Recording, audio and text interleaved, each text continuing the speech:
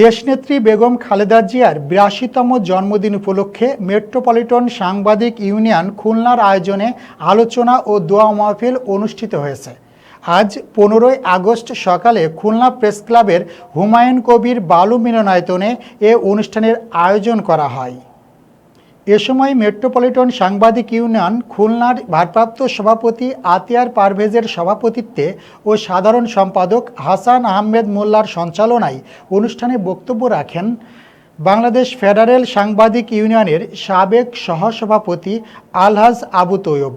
Khulna press ক্লাবের সাবেক সাধারণ সম্পাদক কাজী মুতাহার রহমান বাবু, খুলনা প্রেস ক্লাবের সাধারণ সম্পাদক মোহাম্মদ তরিকুল ইসলাম,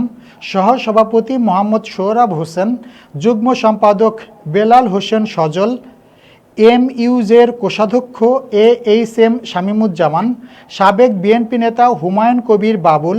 দৈনিক জন্মভূমির নির্বাহী সম্পাদক সর্দার আবু তাহের, খুলনা প্রতিদিনের সম্পাদক সোহাগ দেওয়ান, এমইউজে সদস্য ফকির শহীদুল ইসলাম, রাজু আহমেদ, কাজী আতিক, খায়রুল আলম, নুরুল আমিন নূর, রামিম চৌধুরী, শেখ বদরউদ্দিন, মাসুদ আল হাসান সহ অন্যান্যরা। আলোচনা শেষে দেশনেত্রী বেগম খালেদা জিয়া রুহের মাগফিরাত কামনা করে দোয়া মোনাজাত পরিচালনা করেন খুলনা প্রেস ক্লাবের ইমাম মাওলানা ইউসুফ হাবিব।